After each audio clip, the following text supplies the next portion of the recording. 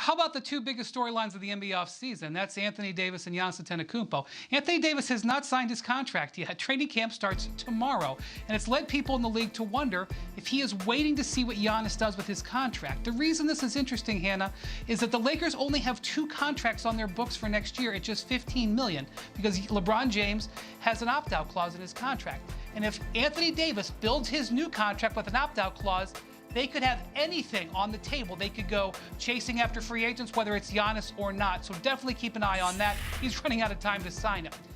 Which is fascinating. Yeah, I got a little something for you. You got a little something? A little something. We still have time, Linz? Yeah, I mean, he should be calling any minute, but yeah. Okay, what do you got? What do you got?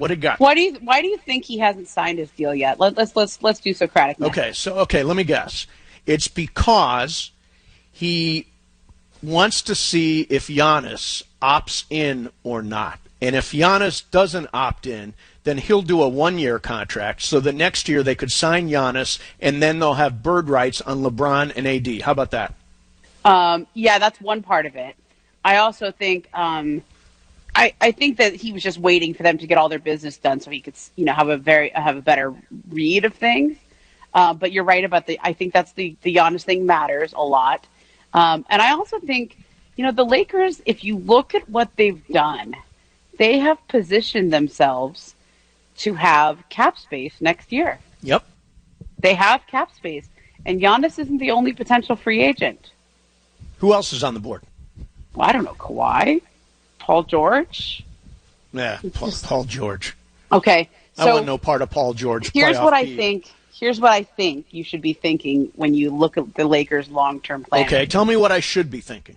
That Rob Pelinka guy, Yep. I'm not going to say he's light years ahead or anything. I'm just saying he's looking ahead.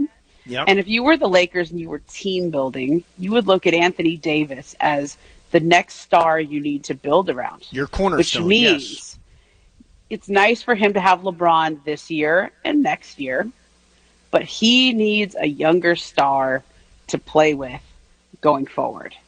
And that's where, whether it's this summer or the summer after that, you have to put yourself in position either by trade or by free agency to acquire a younger star to team with Anthony Davis in the future so that the handoff from LeBron to AD is seamless. Right.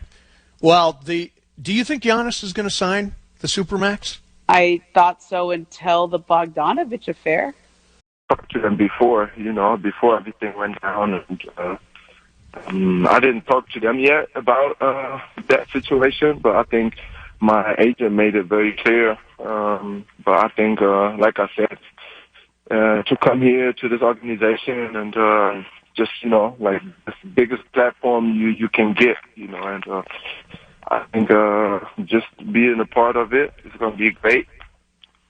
Dennis Schroder of the Lakers is with us. Mason in Ireland, 710 ESPN. So you've played against LeBron. What's it going to be like playing with him?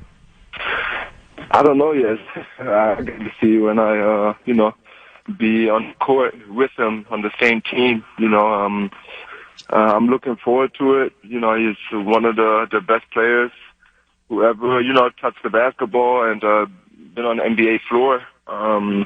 I think you can really learn from LeBron, and I think he is willing to help everyone, around him to get better. And I'm looking forward to it, and it's an honor, to play for the Lakers and with him as well.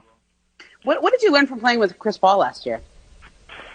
Chris Paul is a great leader, helps everyone as well. Him and LeBron are really good friends, so he's a great guy, family person, helped everyone in this organization last year, to get better, try to educate everyone, even off the court, you try to educate everyone. He's just a great guy, and I think I learned a lot from him, about leadership as well. Dennis Schroder is with us from the Los Angeles Lakers. So you're getting ready for training camp. When do you expect to get on the floor with these guys? I mean, I got on the floor the first time individual workout. I'm still in the facility, in the Lakers facility. But I think the next couple of days, I think it's group sessions. And that's when I, first get to know everyone. I met a couple of them today, a couple of teammates. But, in the next few days, I believe we all get together and, get it going.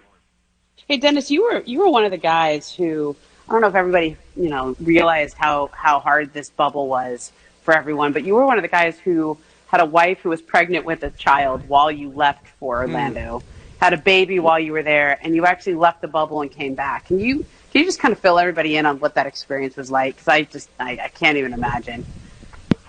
I mean, everybody who got kids knows how hard it is, to get away for a few days even, or a few hours, from be away from your kids. So, me just first off, being a month in the bubble, of course, the NBA did a great job of, organizing everything else. But, me as a family person, it was a little tough as well, but then leaving the bubble, to meet my baby girl, and be there for my wife as well. It was great to see, but then after a week I had to go back into the bubble and was gone for another 1.5 months, and that was pretty hard. I got to be honest, that was pretty hard. Dennis, hey, last thing for you. Yeah. Do you know what is the German word for championship? Meisterschaft. Yeah, I think Meisterschaft is the best word for it. Yeah. There you go. Well, that's what we're excited for this year, man. We are glad to have you aboard, Dennis. Thanks a lot for coming on. Appreciate it, man.